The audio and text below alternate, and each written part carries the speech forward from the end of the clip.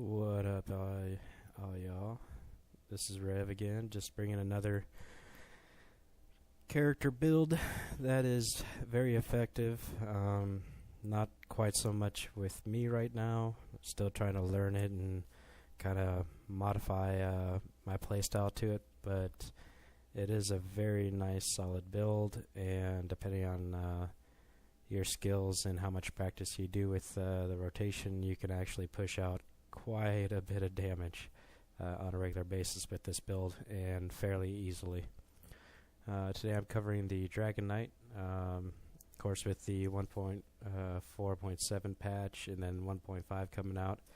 There's been a little bit of a shift from my normal build using Scalding Rune. Instead, I go with a little more focus on weapon damage and spell crit for Destro Staff build. Now, starting off, of course, character screen. You always want to max your magicka out. I put all my points in health and just get the magicka buffs from the gear I wear, and that gives me a nice chunk of health, almost 2,700 health. Magicka recovery is nice on this build, but you can always tap, so it's not really needed. It does help though. Spell damage, I do have one enchant to boost my spell damage, because you do still use skills that go off of spell damage. Main focus is on enchants for weapon damage and getting your weapon damage soft capped. Right now it's just a hair under soft cap, but with my Igneous Weapons buff, it'll put me over charge on that stat. So I just switch bars, Igneous Weapons, and I'm at 210 overcharged. For this build, I prefer to use the Shadow, since my spell crit is at 60%, soon to be 61% once I upgrade my staff a little bit more. That's plenty of spell crit, so focus on the Shadow for the higher crit damage. Of course, your PvP buffs, Inner Light's a necessity for any caster class. Igneous Weapons, and then of course your purple food buff to get your stats maxed, or close to it for the others. Alright, moving on to skills. My primary bar 1 is my single target bar. My bar 2 is my AoE/utility bar. Both bars you're going to want Mage light up on the bar. Now, as always, when I put my builds together, just for helping me organize, I like to have it in most commonly used abilities on 1 to the least commonly used abilities all the way to 5. Of course, for Ardent Flame, it's your bread and butter skill tree right here. Of course, you want Standard of Might. Extended Chains, I do pick that up just because most of the time, most groups ask the DKs to run chains, so I just have it. Unstable Flame, hardest hitting ability, you want that. Engulfing Flames increases damage to your fire, another great ability, you're going to be using that. Some people use Lava Whip. I personally don't care for it, so I pass on it. Inferno is pretty good. It's another ability you can play around with. Just takes quite a bit of magicka, so of course you want all your passives. Your passives are very important. Draconic Power. The only thing I really took was Green Dragon Blood and Dragon Fire Scales. I'm sure I could probably pick up Talons later on. I just don't really have a need for Talons. Passives, I don't really rock any of them except for the Scaled Armor for more spell resist. I'm sure the passives are there. They're alright. You know, they give health recovery and all that, but not really needed. And my skill points are pretty low, so and I'm not sure if I'm going to modify the build a little bit, so I wanted to keep some skill points up here. Earthen Heart, the only things I really take is Igneous Weapons and Cinder Storm. I'm trying to move this in with my AoE build, but I need to play around with what I keep up on my second bar to use it. It's a great ability, does a little bit of damage, but best effect is it increases mischance, so that's always a nice effect for you to have on your party. Alright, now that I'm not interrupted, let's go to weapon. I use dual flame staff, so Destro Staff Flame. I do have Unstable Wall of Elements and Crushing Shock, and I've been toying around with it. Both abilities are roughly around the same potential. So as long as the target's not moving a whole bunch to get out of your unstable wall, that is. So if the target doesn't move, I would recommend Unstable Wall. Personal preference, I've just seen a little bit more damage done with it, and it stacks on top of each other and explodes at the end. Crushing Shock, though, is your primary ability. It's effective, and you can get ranged if you need to, and if the target moves a lot like Hell Ra, that's the ability to go to. Elemental Drain, it's a must, you want it. If your group already has someone using it, don't bother with it, just run chains or something instead. Elemental Ring, very important, that's your AoE ability. You want all your passives, and I'll explain why in a minute. Okay, light armor, 7-piece light armor, so I have all my light armor passives. World, of course, I have Soul Summons as always. Fighter's Guild, I have Evil Hunter. Flawless Dawnbreaker morphed, so it increases weapon damage by 13%. It's an essential part of the build.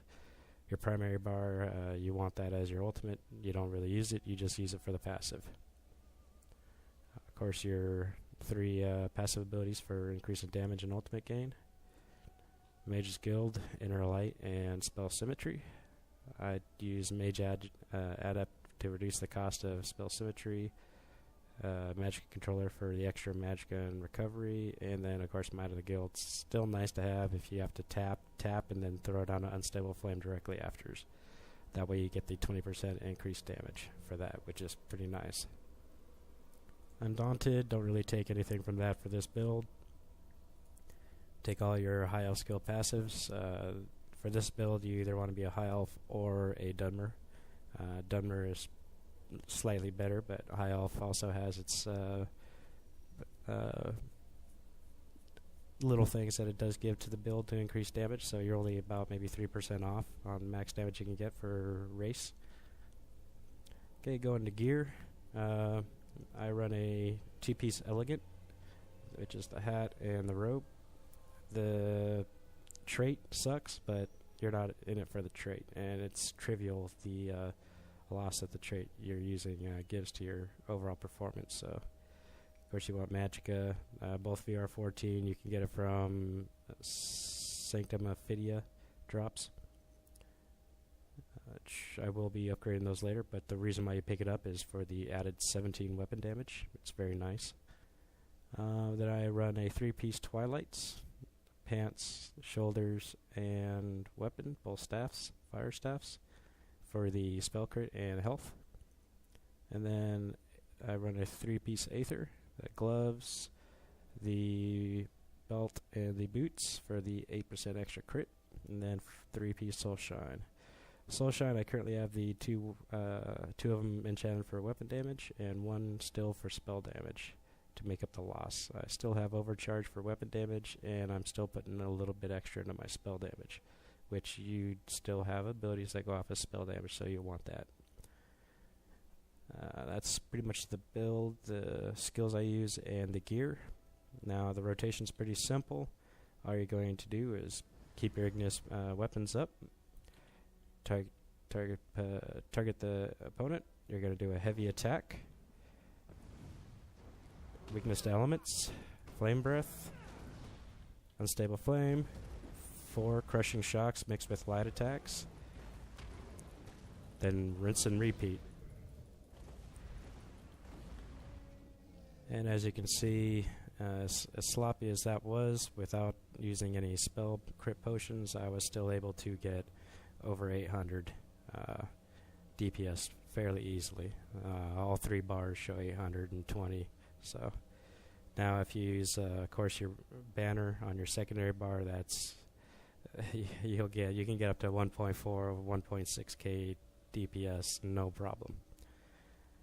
Now I'm still kind of scrubby at this, just learning the build. I actually went on YouTube and found xmovingtarget's build. This is his current build, and it works really well. He gave me the idea. However, I will be toying around with using Unstable Wall instead, as I'll show you right here the difference between the two real quick. Okay, same thing. Buff. Charge a heavy attack. Weakness to elements. Flame breath. Unstable flame. Light attack with unstable wall 3 times. Flame breath. Unstable flame. Blazing wall. Mixed with light attack. And as you notice, just as easily, I get about an extra 100 damage per second from that. So I'm not sure if some people that are using the Crushing Shock build wait in unstable wall or not. My guess is they probably didn't, or they probably thought about all fights where several fights the boss or target moves around quite a bit, which makes your unstable wall build not as great as a Crushing Shock. So far I've seen more damage from unstable wall, plus it stacks on top of each other. That's just so I'm probably going to be using that build for the most part. I will probably rotate out Crushing Shock for targets like the final boss, the Warrior, and Hell Raw, where he moves around a lot. I'll probably use it then, but for the most part I've seen more with unstable wall. Now let's try this again, except with Banner, see if I can't do a little bit better. Heavy attack, Banner, Flame breath, unstable flame, light attack, unstable wall, light attack, 3 times, engulfing flames, and wow, I did really crappy that time. It's kept the same amount of DPS. The reason why you do an overcharge or a heavy attack charge before you go in is primarily for your Trifocus. Trifocus fire attack increases critical strike rating with destruction spells against target by 10%. That's pretty much why you do that when you start the fight.